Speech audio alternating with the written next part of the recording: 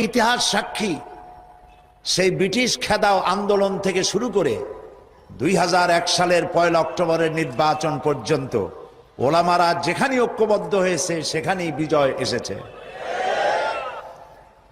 আমরা লক্ষ্য করে দেখেছি আফগানিস্তান যুদ্ধ করলো রাশিয়ার সাথে। এটি একটি অসম যুদ্ধ ছিল। আমার ভাষা আমি তখন বলতাম যে যুদ্ধ হচ্ছে নবজাতক শিশুর সঙ্গে সিন্দাবাদের বিরাট দৈত্যের সাথে। ওদের মডার্ন অস্ত্রপাতি আর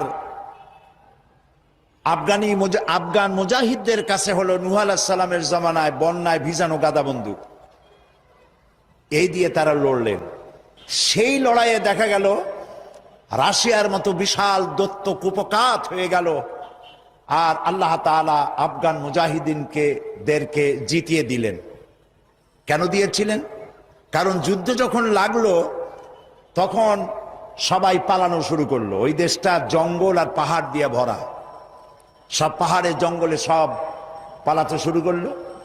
পালাই গিয়ে দেখলো ওলামারা সব এক জায়গায় এসে গেছে। ওই সব ওলামা যারা একজন আর একজনকে দেখতে পারে না, দেখলেই রুমাল দিয়ে মুখ ঢাকে, সালাম দিলে জবাব দেয় না।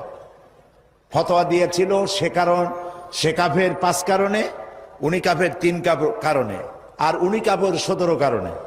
এদেরকে যারা কাফের না মনে করে তারাও কাফের। আর ওই সব কাফের মরে গেলে তাদের কবরের উপর যে ঘাস হয় সেই ঘাস যে গরুতে খায় সে গরুও কাফের। এই রকমের ফতোয়াবাজি যারা করছিল তারা পাহাড়ে জঙ্গলে সব একজনের সঙ্গে আর একজনের দেখা হয়ে গেল, সালাম করলো, কোলাকুলি করলো। ব্যাপারটা ছিল এরকম, একজন বলছিল যে আমার ছেলেরা গেল মামু বাড়ি, মেয়েরা গেল নানা বাড়ি, বউ গেল তার বাপের বাড়ি, আমি গেলাম আমার শ্বশুর বাড়ি, যাই দেখি আমরা সব এক জায়গায়।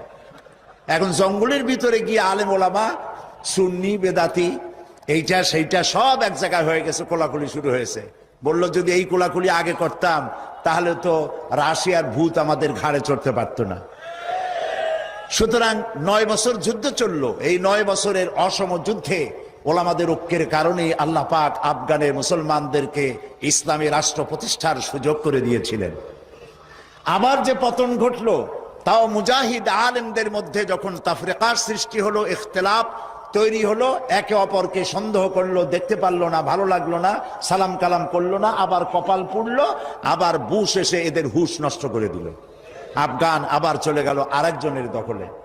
ঠিক এমনি করে ইরানের মুসলমানেরা, তাদের সাথে আমাদের আকীদার অনেক বেশ কম আছে, কিন্তু তারা যখন ঐক্যবদ্ধ হলো, ইরানের ওলামারা আয়াতুল্লাহরা যখন ঐক্যবদ্ধ হলেন, তখন আমেরিকার মতো বিরাট পরাশক্তিকে তারা পদানত করে ইসলামী রাষ্ট্র, তাদের ভাষায় তারা ইসলামী রাষ্ট্র প্রতিষ্ঠা করতে সক্ষম হয়েছে এবং আমেরিকাকে পদানত করেছে।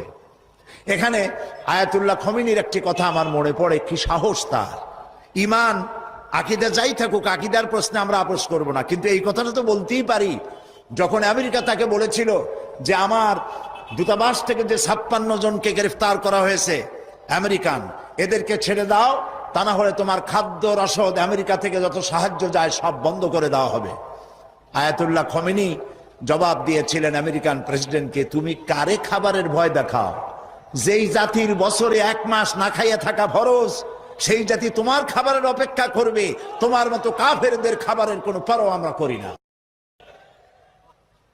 মুসলমানেরা যখন ঐক্যবদ্ধ হয়েছিলেন আল্লাহ তাদেরকে বিজয় দান করেছিলেন সেখানে।